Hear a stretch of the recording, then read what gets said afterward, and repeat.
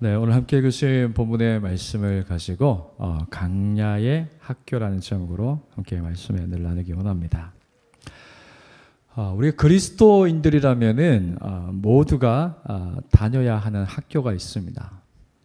그 학교는 광야라는 학교입니다. 이 광야라는 학교는 언제 입학하고 언제 졸업하게 될까요? 하나님은 이스라엘이 애굽에서 어린 양의 피로 구원받고 구원받게 하시고 아브라함에게 약속한 가나안 땅으로 인도하기로 결정하셨죠. 그런데 그 약속한 가나안 땅을 향해 가는 길이 바로 광야였습니다. 성경에서 이 가나안 땅은요, 요한복음 14장 3절에서 예수님이 믿는 사람들을 위해서 예비하시는 하나님의 집, 천국을 상징한다고 말합니다. 가나안 땅이 영적으로 우리가 영원히 안식할 하나님의 집을 상징하는 것이죠. 그렇다면 그 하나님의 집을 향하여서 가는 그 광야의 길은요, 천국을 향해 가는 이 땅에서의 우리의 인생이라고 말합니다. 천국을 향해 가는 여정, 이 세상에서의 삶을 왜 광야라고 할까요? 우리의 삶이 왜 광야일까요?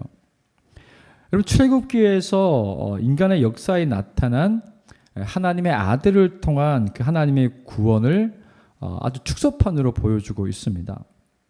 애굽에서의 이스라엘의 노예의 삶은 죄를 지은 인간이 죄의 영향력 아래에서 살다가 비참하게 죽음을 맞이할 것을 상징하죠.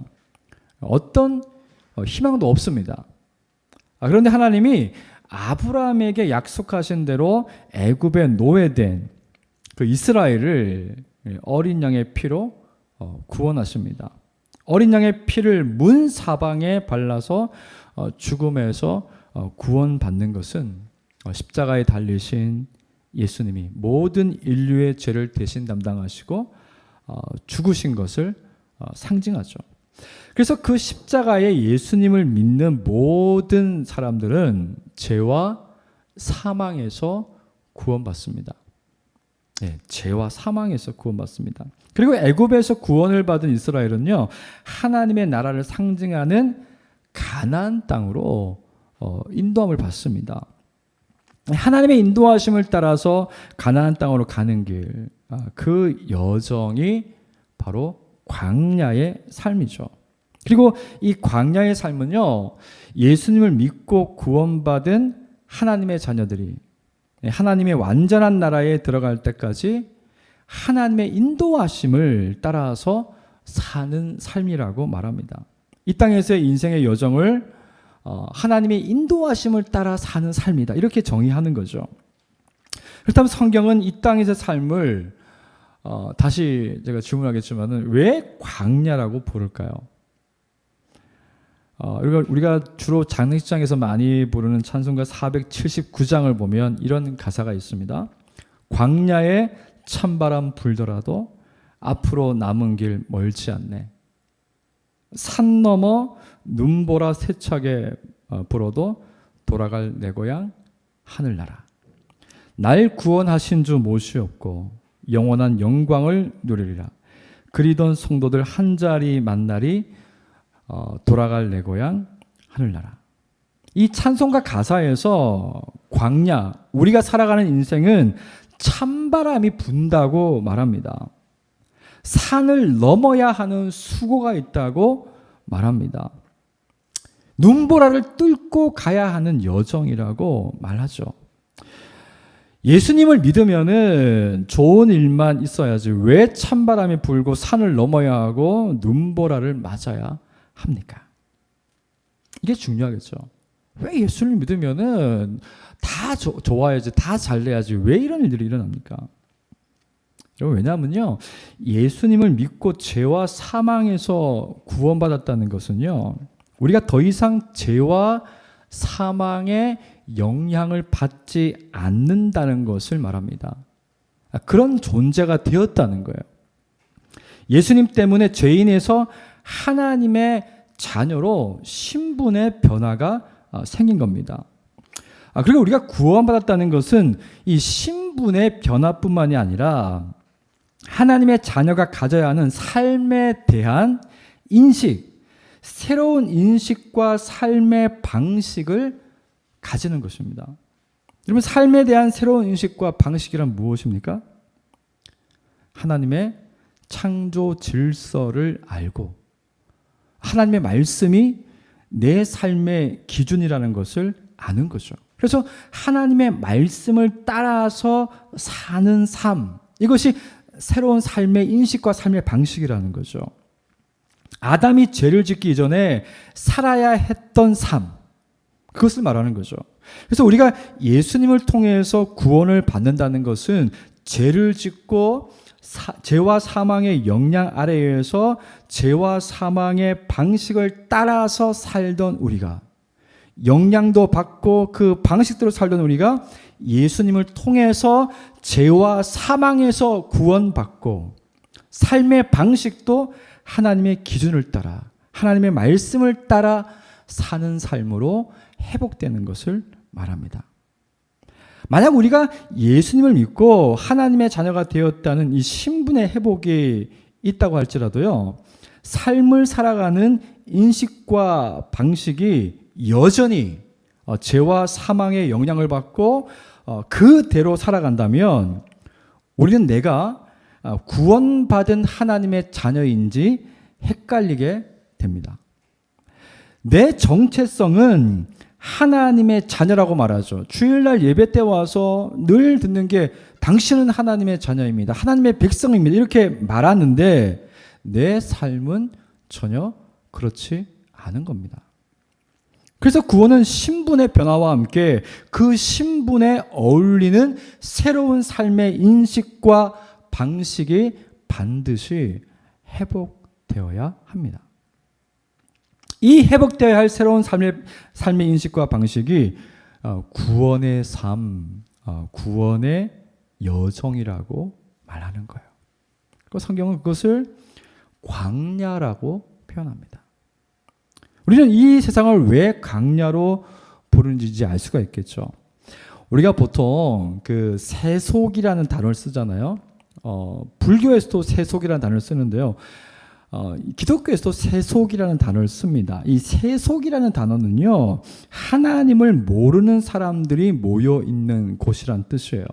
그리고 하나님의 법이, 하나님의 통치가 통용되지 않는 체계, 시스템, 이것을 세속화된 세상이라고 말합니다. 그러면 이 세속화된 세상의 특징이 무엇이겠습니까? 예, 여전히 죄와 사망의 영향력 아래에 있습니다. 사람들의 삶의 방식이 진짜 많이 바뀌어서 지금은 굉장히 사람들의 인권을 존중하는 시대가 되었지만은 여전히 그 밑바닥에는 그 내면으로 들어가 보면요, 여전히 죄와 사망의 영향을 받고 있다는 것을 알 수가 있죠. 그래서 바로 이 세속화된 세상 속에서 누가 살고 있냐면 우리가 살고 있는 것이죠. 그리고 하나님은 우리가 여기를 떠나서 살아라고 말씀하시지도 않습니다. 오히려 예수님은 이 세속화된 세상에 저와 여러분이 소금과 빛이 되어라고 말씀하죠. 소금과 빛이 되어서 우리의 원형이 되시는 예수 그리스도, 그분의 아름다움을 보여줄 수 있는 삶을 살라고 말씀하시는 거죠. 그래서 그리스도인들은 구원을 통해서 신분의 변화가 일어났고 하나님이 경계를 그어주신 말씀이라는 새로운 삶의 인식과 방식을 따라서 살아야 하는데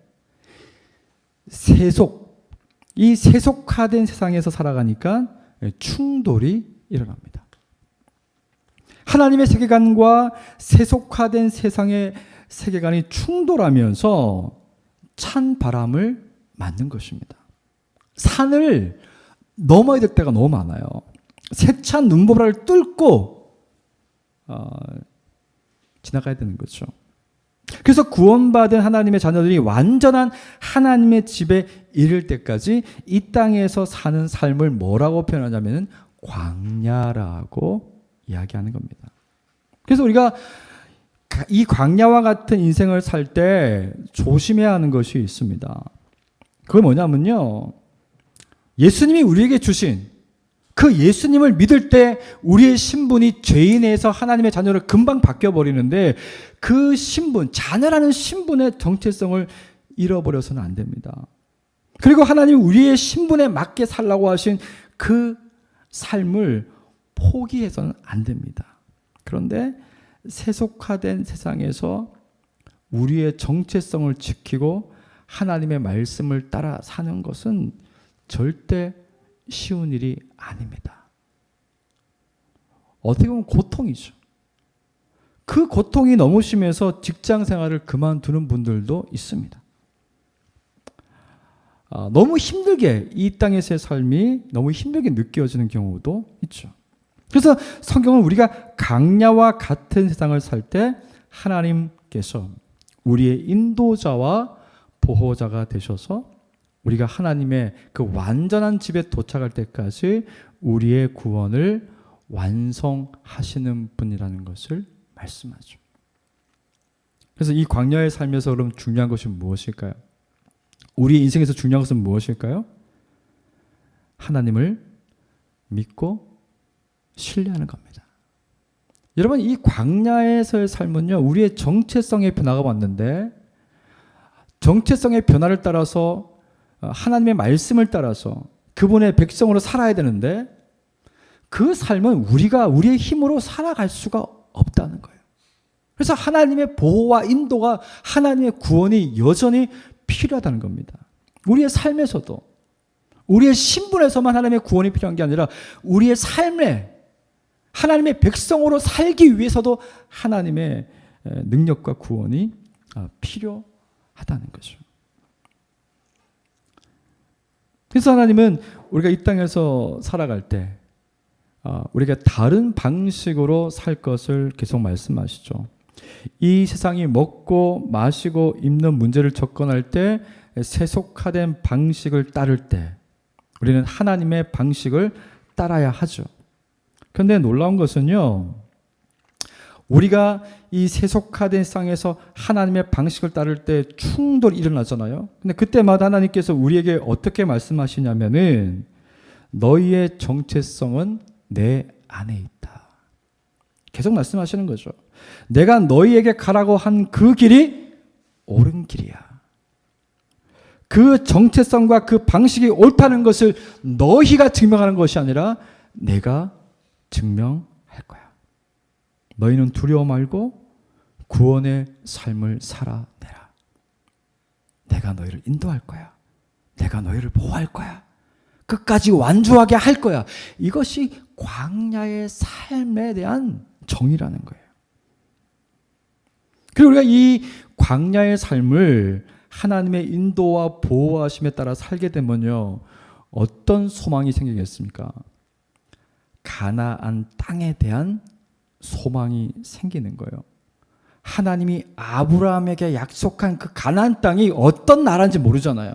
근데 이 가나안 땅은 성경에서 영적으로 천국을 말하는데 이 완전한 나라에 대한 이미지가 사실 없어요. 그런데 이 광야와 같은 세상을 살면서 세속화된 세상과 내가 충돌하면서 살지만은 하나님이 그때마다 내 정체성이 옳고 하나님의 자녀란 내 정체성이 옳고 하나님의 말씀으로 살아가는 것이 옳다는 것을 하나님이 경험하게 하시는 거죠. 그리고 그것을 통하여서 내가 하나님의 나라 안에서 하나님의 통치 가운데 살고 있다는 것을 경험하게 되는 겁니다. 그럼 그 삶 자체가 너무 좋은 거예요. 그렇게 살 수 있다는 게, 하나님의 말씀대로 살 수 있다는 것 자체가 너무 좋은 거예요. 그러면 그것이 너무 좋으면은 무엇이 머릿속으로 그려지겠습니까? 하나님의 완전한 나라가 소망되어지는 것이죠. 여러분, 오늘날 그리스도인들에게 천국이 소망되어지지 않는 이유가 어디에 있냐면요, 우리의 삶이 예수 믿는 것이 그냥 예수 믿고 천국 간다는 개념으로 축소되어 버렸기 때문이에요. 중간에 삶이 없어요. 중간에 삶이 그냥 내가 예수 믿은 다음에 이 인생이라는 것은 내가 원하는 것을 성취하며 사는 삶, 이렇게 정의를 해버렸기 때문에 천국이 소망되어지지 않습니다. 근데 그렇지 않다는 거예요. 이 땅에서의 삶은 내가 가진 하나님 안에서의 정체성을 붙잡고 그 정체성에 어울리는 삶을 살아가는 거예요. 거기서 하나님을 경험하고 하나님의 나라를 경험하게 되면은 하나님이 그리스도 안에서 오게 하실 그 하나님의 완전한 나라를 소망할 수가 있는 거예요. 그러니까 이 땅에서 하나님의 자녀로서 하나님의 방식대로 살아야만 그 천국이 소망되어지는 겁니다. 그렇지 않으면 우리에게 천국이라는 건요, 그저 안 아프고 슬픔 없고 눈물 없고 영원히 사는 거라는 개념으로 축소되는 거예요. 여러분, 그런 나라 가고 싶으세요? 이 땅에서 하나님의 나라를 경험하지 못하면요, 이 땅에서 하나님을 경험하지 못하면 천국이라는 존재가 우리 마음에 와닿지가 않아요. 그래서 하나님은 이 광야가 하나님을 알고 누리고 경험하는 곳이라고 말씀하는 거죠. 이 광야에 대한 이야기, 이 광야에 대한 이야기에서 오늘 이스라엘 백성들이 르비딤에서 물이 없어서 모세와 다투고 하나님을 시험하는 이 장면이 왜 생겼는가를 우리가 알 수 있죠. 이 광야에서의 삶의 의미를 모르기 때문인 거예요. 여러분, 우리 자녀들도 마찬가지입니다. 우리 자녀들이 이 인생을 살아가는 것에 성경적인 의미가 없으면요, 방황합니다. 아무리 이 세상이 말하는 좋은 의미의 목적이 있어도요, 방황합니다. 그게 진짜 목적이 아니기 때문이에요. 이스라엘 백성도 마찬가지였습니다. 방황했어요. 이 광야에서의 삶의 의미를 모르니까 방황한 거죠. 이 광야에서의 삶의 의미는 무엇입니까? 하나님이 그리스도의 보혈의 공로를 구원하시고 우리의 바뀐 그 신분에 어울리는 삶을 살게 하시는 하나님의 구원이 우리의 삶에도 적용되는 것이 이 광야의 삶이라는 거죠. 이것을 알지 못하면요, 이스라엘 백성처럼 방황하게 되는 거죠. 우리 한번 그 내용을 보겠습니다. 우리가 오늘 읽은 출애굽기 17장 1절과 2절의 말씀을 보면은 홍해를 건넌 이스라엘 백성이 르비딤에서 물이 없어서 모세와 다투고 이제 하나님을 시험하는 일이 이제 일어나죠. 이 모세와 다투었다는 그 원어를 보게 되면요, 몸싸움을 하다, 말다툼을 하다, 옳고 그름을 따지다라는 뜻이 있습니다. 단순히 물이 없었기 때문에 모세에게 물 달라고 한 요 정도로 생각하면 안 됩니다. 이 광야라는 것은 불편해서는 안 된다는 거예요. 힘들어서는 안 된다는 거예요. 자신들이 가지고 있는 모든 욕구가 다 충족되고 만족돼야 된다는 거예요. 그것이 자신들의 구원이라는 거예요. 근데 하나님은 그렇게 말씀하시지 않습니다. 광야라는 곳은요, 내 욕구가 충족되는 것이 아니라 하나님이 어떤 분인지를 아는 거죠. 근데 하나님이 일으키시는 기적들을, 그 기적들을 볼 때마다 내 욕구를 충족시키는 도구로만 사용하게 되니까요, 하나님이 아무리 놀라운 일을 보여줘도 그것으로 만족되지 않습니다. 근데 하나님이 이스라엘 백성들에게 그 많은 기적을 베푸신 이유는 무엇입니까? 하나님이 너희를 얼마나 사랑하는지 알기를 원하신다는 거예요.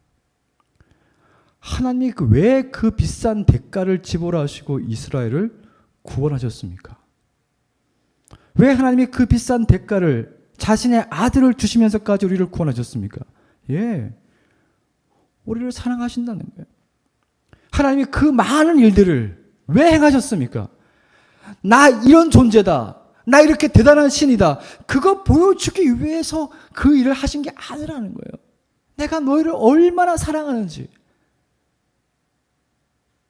내가 너희를 얼마나 소중하게 생각하는지 알기를 원하신다는 거죠. 그런데 이스라엘은 그 모든 기적을 통해서 하나님의 영광을 통해서 하나님의 그 마음을 본 게 아니라 하나님의 그 영광을 통해서 자신들의 필요와 자신들의 욕구를 채우는 도구로만 착한 것이에요. 그러니까 그들의 내면이 바뀌지 않습니다. 여러분, 하나님으로부터 여러분이 아무리 필요한 것을 결핍을 채워도요, 여러분의 내면이 바뀌지 않을 거예요. 하나님 그 좋은 분, 이 정도로 끝날 겁니다. 그런데 하나님이 왜 내게 이것을 주시는가? 그 하나님이 어떤 분인가에 대해서 깊이 묵상하게 되면요, 하나님이 나를 사랑하는구나. 하나님 나를 정말 원하시는구나. 나도 하나님을 사랑하고 싶다. 하나님께 반응하고 싶다.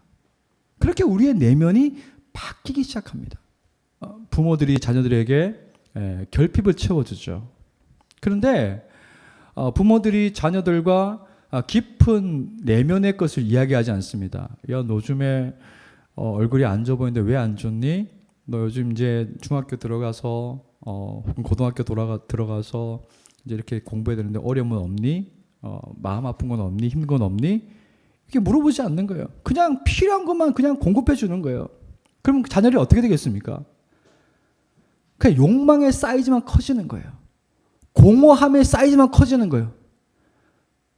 부모가 나를 알려고 하지 않아요. 그냥 내 결핍만 채워주는 거예요.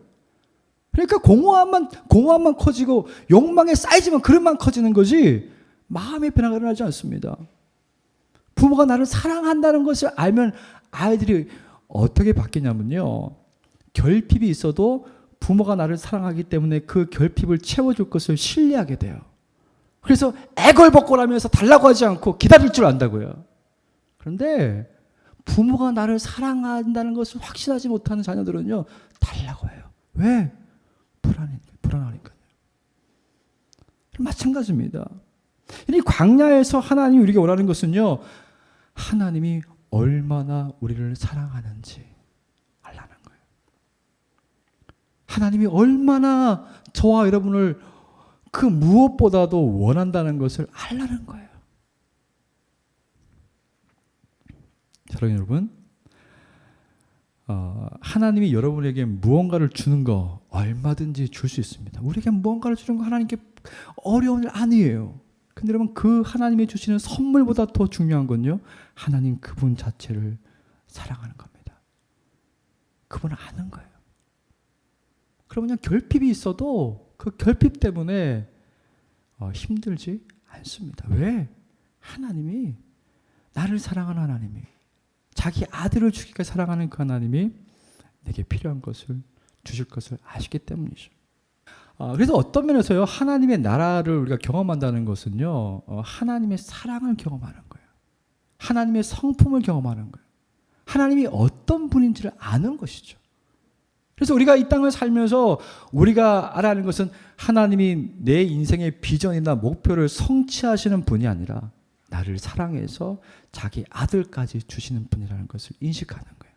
그래서 우리는 이 땅에서 그 하나님을 경험하면 경험할수록 하나님이 약속한 그 가나안 땅, 천국에 대한 소망이 우리 안에서 점점 커지게 되는 것이죠. 출애굽기 17장 3절에서 7절의 말씀 보게 되면은 모세가 하나님께 부르짖죠. 내가 이 백성을 어떻게 해야겠습니까? 곧 저한테 돌을 던질 것 같습니다. 그러니까 하나님께서 모세에게 호렙산으로 와라. 백성의 장로들과 함께 호렙산에 와서 한 큰 반석 위에 내가 그 위에 임할 것이고 너는 나일강을 치던 그 지팡이로 그 반석을 쳐라. 그럼 거기서 물이 나올 것이고 그 물로 백성이 마실 것이다. 여러분, 이 장면을 어떻게 생각하십니까? 여러분 어떤 상황에서 여러분이 하는 행동과 여러분이 마음속으로 하나님께 품고 있는 어떤 의심이나 그것이 아무리 짙고 아무리 악하다 할지라도 하나님이 여전히 여러분에게 좋은 것으로 주시고 신실한 분이라는 것을 여러분 신뢰하고 있습니까? 여러분, 성경에서 이런 내용들이 참 많이 나와요. 이 정도로 이스라엘 백성이 하나님을 신뢰하지 못한다면 하나님은 어떻게 되겠습니까? 우리 같으면 어떻게 하겠어요? 야, 네가 광야에서 물이 없어서 목말라 죽든지 말든지 이제 나는 상관 안 한다. 너 알아서 해. 말 안 듣는 자녀들한테 자주 하는 말 있죠. 나가. 너 내 자식 아니야. 나가. 그렇게 살려면 너 혼자 살아. 말하면서. 근데 하나님은 그렇지 않다는 거예요. 이 하나님을 신뢰하지 못하는 이 이스라엘 백성들에게 하나님 물을 주십니다. 물을 주신다는 거예요. 필요한 것을 주신다는 거예요. 근데 이 하나님의 그 신실하심에 대해서 바울은 고린도전서 10장 4절에서 아주 놀라운 해석을 합니다. 어떤 해석을 하냐면은 신령한 반석으로부터 마셨음에 그 반석은 곧 그리스도시라. 바울은 반석에서 물이 터진 사건을 이야기하면서 이것은 우리를 구원하기 위해 내리침을 당하신, 우리 대신 내리침을 당하신 그리스도에 관한 이야기라고 말합니다. 원래 그 하나님을 의심하고 하나님을 신뢰하지 않는 그 반항적인 그 이스라엘은 원래 그들의 하나님께 내리침을 당해야 됐죠. 근데 하나님은 모세에게 반석을 내리치라고 합니다. 근데 바울은 그 반석이 그리스도라고 말하는 거예요. 모세는 백성을 치는 대신에 반석을 내리칩니다. 그리고 물이 흘러나와서 백성이 마십니다. 반석이신 예수님이 우리의 구원을 위해서 내리침을 당하셨다는 거예요. 하나님은 우리를 대신해서 우리가 맞아야 하는데 자기 아들을 때리셨다는 거예요. 예수님이 창에 찔리자 반석에서 물이 나온 것처럼 옆구리에서 물이 터져 나왔습니다. 우리가 맞이해야 할 죽음을 예수님이 맞이하신 것이죠. 여러분, 애굽에서 하나님의 구원을 경험한 이스라엘 백성은요, 구원 이후에 광야라는 학교에 들어가게 됩니다. 하나님이 그 광야라는 학교에서 하나님 우리를 구원하실 때에도 우리의 됨됨이를 보고 구원하신 것이 아니라 하나님의 온전한 사랑으로 우리를 구원하셨죠. 우리는 구원받은 이후에도 여전히 못났습니다. 여전히 구원받았음에도 불구하고 그 엄청난 구원의 은혜를 받았음에도 불구하고 여전히 못났어요. 여전히 하나님께 반항적이고 여전히 내 마음대로 살고 싶어하고. 근데 하나님께서 그런 우리를 불쌍히 여기시는 거죠. 그런 우리를 때리는 게 아니라 그 아들에게 우리를 때릴 매를 다 예수님께 전가시키신 거죠. 그리고 그 우리의 인생을 사는 동안에 그 하나님이 얼마나 우리를 사랑하시는지를 계속 알게 하신다는 거예요. 그리고 그 하나님이 얼마나 좋은 분인가를 알았을 때 우리는 그분의 말씀을 신뢰할 수 있는 거죠. 그분의 어떤 말씀도 신뢰할 수 있는 거죠. 아브라함이 아들을 하나님 앞에 바치기까지 순종했던 것처럼 하나님의 그 신실하고 하나님이 얼마나 좋으신 분인가를 알게 되면은 우리도 그 하나님의 말씀에 순종하는 단계에 이르게 되는 거죠. 그리고 그 순종의 삶이라는 게 자발적이고 하나님을 신뢰해서 자발적이고 그 기쁜 순종의 삶은요, 그것이 사실은 천국의 삶이라는 거예요. 하나님의 말씀에 순종해서 하나님의 성품을 닮은 그 말씀을 따라 사는 것이 이 땅에서 살아가는 우리가 천국을 경험하는 방식이라는 거예요. 그래서 우리가 그 하나님의 사랑에 힘입어서 하나님의 말씀에 순종하여 살아갈 때 하나님의 나라를 경험하게 되는 것이죠.